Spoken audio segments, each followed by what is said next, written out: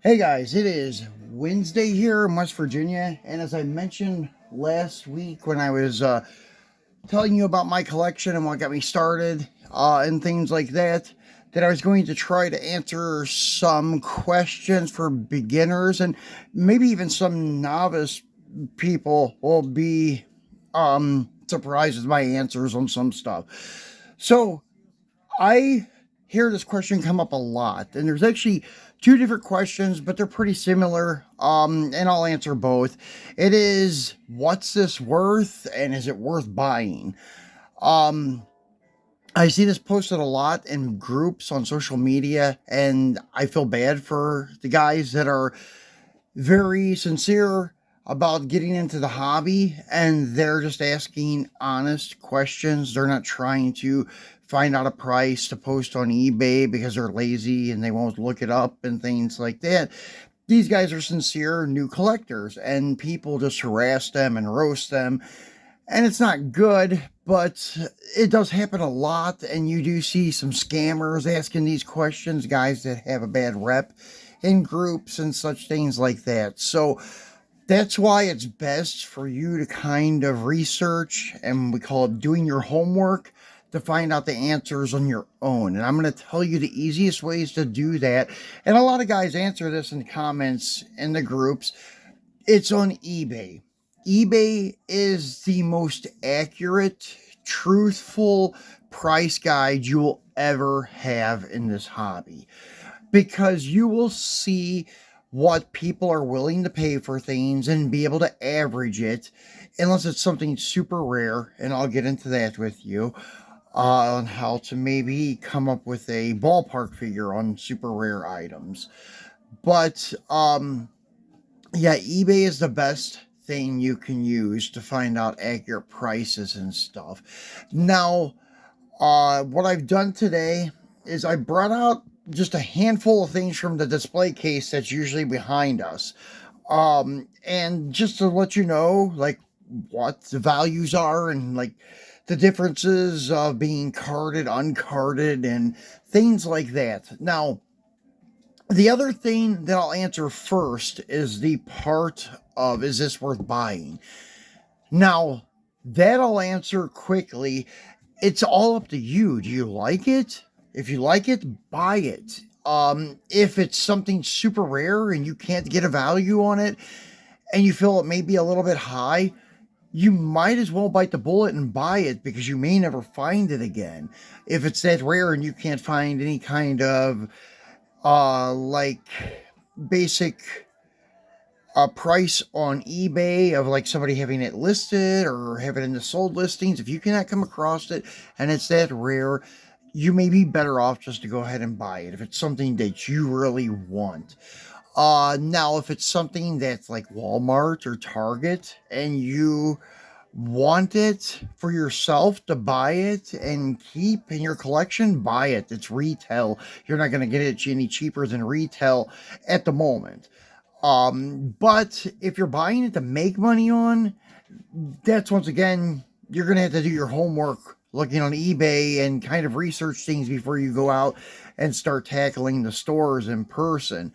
Uh, you can also like just look it up on your phone while you're in the store too. That's kind of what I do when I'm trying to buy things to invest in to make a couple bucks so I can and reinvest it into what I like and such. And so that's what I have to say about, like, is it worth buying? So that's basically up to you. If you're going to keep it, if you really want it, then buy it. But try not to get raped when doing so. That's why I said look on eBay. Now, these opinions that I'm going to give you now on like what it's worth is all from my own 2 cents here, but it's probably going to be pretty accurate. Uh, we'll start with these cars in the back here. These are older Hot Wheels 100% cars. And there was an issue with Hot Wheels 100% with the rubber bands eating the paint and such. And I see a lot of Hot Wheels 100% cars posted on eBay, and the guys are emphasizing on it's still sealed, the box is mint, it's sealed in the package and such. Okay, that's great, but the rubber bands have already done its job on eating through the paint. Very rarely, but it does happen. You can find sometimes ones that had the rubber bands on it that have not eaten the paint, that will just kind of leave a film on the car, but that's a rarity.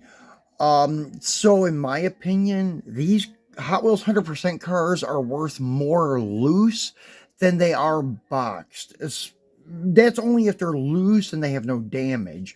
If you've opened it and it has damage on it, well, then it's probably worth less than if you would have left it sealed with the rubber bands on it. So if you have a car from the Hot Wheels 100% line that you have not opened out of the box and has rubber bands on it, and it looks like those rubber bands are sticking to the car and you can actually see the paint like through the rubber band, where in little clear spots on the rubber band, most likely it's already done its damage. So don't open it. You'll get more for it as more for it than if it was loose. Now, if you've opened these cars when they first came out, like this car was opened when it first came out, there's not a speck of residue or anything on this car. This is a beautiful example of this car. I had another one in the Philippines, this exact casting, that they got out a couple of years after they I should say instead of got out, they opened it a couple of years after it came out, and it did not eat all the way through the paint, but it did leave like a film on the side, and the red looked pink. The R was faded, you couldn't really see it, and there were little marks in the flames. It wasn't horrible, like eaten down to the metal, but it wasn't that great either. So this is the finest example I've ever seen of the Chi-Town Hustler in recent years. So I bought it and I actually got a fairly good deal on it. I think I paid $10 for it, which was a gift in my opinion. These guys here, same case. This is the Dick Landy 63 Plymouth that is usually box and has the rubber band where it has eaten through the dyno on the hood and such. And I found this guy loose, still in his display case, but they opened it and took the bands off. And I think I got it for 10 or 15 bucks, which I was super happy to get it. Then this is from a 4-car box set from the 100%. Same thing. It would have rubber bands on it. It's from Reggie's Cars. Now this one, there was a little place that it wasn't like cutting into the paint, but it was like a residue spot. I think it's right in here somewhere where you can see a little faint residue of the rubber band, but that's it. Everything else is perfect. And that was another $10 car. And anyways, yeah, that's hard to find nowadays, these things loose without paint damage. So in my opinion, they're worth twice as much loose with no damage than they are boxed in a mint box with the rubber band still on it. Because you know once it gets opened, it's going to get destroyed. Now, another thing that people do is they will get like 6 RLC memberships and they will buy like 2 cars per membership if you're allowed, and end up with like 12 models. And they think anything RLC is going to be worth money. They're going to be able to double and triple their money. And sometimes that's true, especially right after a car is launched. You can probably make at least 50% profit, if not 100% profit. But if you're holding on to them, some of them will continue to go up, which we've seen that, and then some will continue to decline. This car right here, I didn't get it straight from RLC. I bought it from eBay. I think I paid probably 35 bucks for it, something like that. It was right around the same price as it would have been if I would have bought it from RLC. Now you can find these cars on eBay for 20 bucks plus shipping. So you can actually buy it cheaper now than you could have straight from the retailer, Mattel Creations. That does happen. Then it happened with this guy here. This is the Selections car from, I believe, 2018, something like that.